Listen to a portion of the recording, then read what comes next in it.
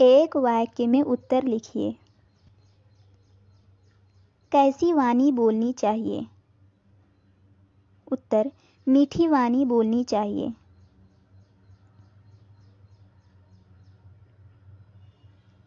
कबीर सच्चाई और झूठ को किसके समान मानते हैं? उत्तर, कबीर के अनुसार सत्य तप के समान है और झूठ पाप के बराबर है। किसके हृदय में ईश्वर रहता है? उत्तर, सत्य बोलने वाले के हृदय में ईश्वर रहता है। खजूर के पेड़ से किसे छाया नहीं मिलती? उत्तर, खजूर के पेड़ से मुसाफिरों या यात्रियों को छाया नहीं मिलती। 3-4 वाक्य में उत्तर लिखिए। खजूर के पेड़ से क्या सीख मिलती है? उत्तर, खजूर का पेड़ बेशक बहुत बड़ा होता है, लेकिन ना तो किसी को छाया देता है और फल भी बहुत ऊंचाई पर लगता है। इसी तरह सिर्फ आकार में बड़ा होने से कुछ नहीं होता, लंबे होने से भी फायदा नहीं। अगर हम किसी को भला नहीं कर पा रहे हैं तो ऐसे बड़े होने से भी कुछ फायदा नहीं। खजूर के पेड़ से यही सीख मिलती है। मन से बुरे विचार कैसे मिट जाते हैं? उत्तर, हमें इस तरह के वचन बोलने चाहिए कि हमारे मन का अहंकार मिट जाए, हमारी बोली से दूसरों को शीतलता मिले, साथ में खुद का मन शीतल हो जाए।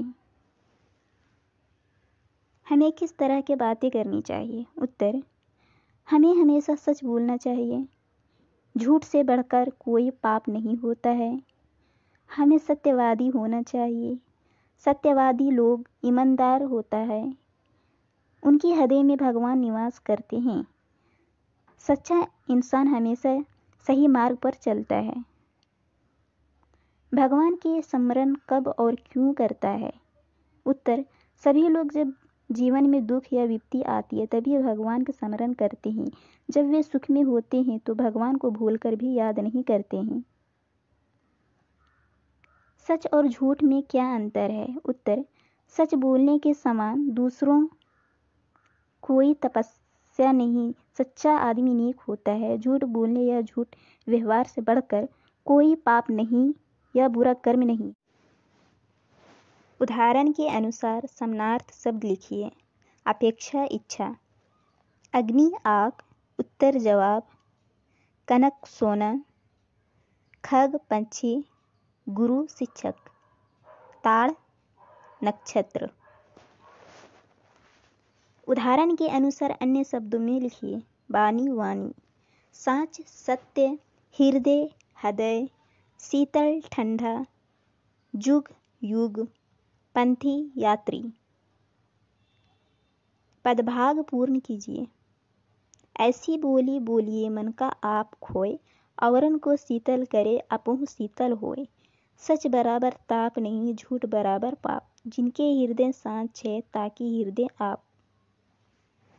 नीचे लिखे शब्दों को उलटकर लिखिए। देखिए कौन से शब्द बनते हैं। उदाहरण, नाच चना, याद दया, रमा मार, नव वन, लता ताल, हरा राह, नदी दीन। नीचे लिखे शब्दों को उचित वर्ग के अंतर्गत लिखिए। दिन महीना ऋतु, पेड़ त्योहार। दिन रविवार शनिवार, मंगलवार बुधवार। महीना अक्टूबर सितंबर मई फरवरी। ऋतु वर्षा वसंत ग्रीष्म हेमंत। पेड़ नीम ताड़ पीपल खजूर। त्योहार होली दशहरा ईद क्रिसमस।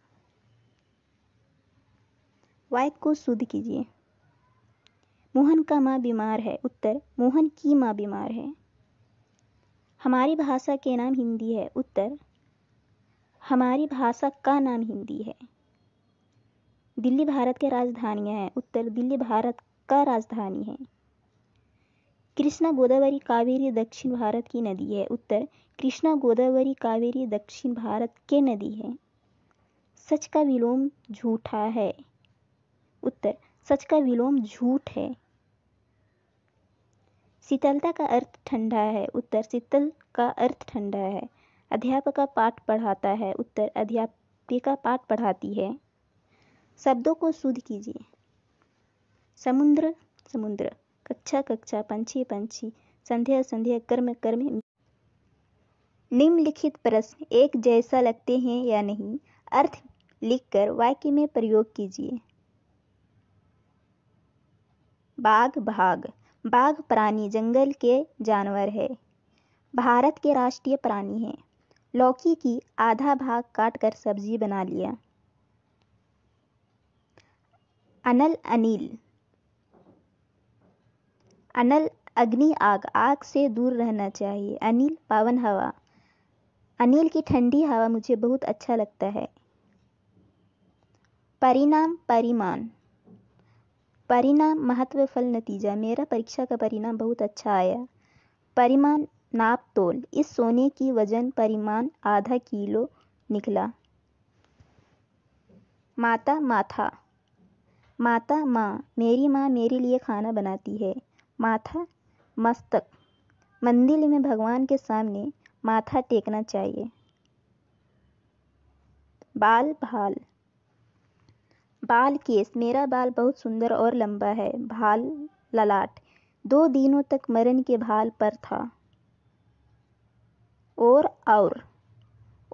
आगे, मैं आपके और खींचती चली आ रही हूँ।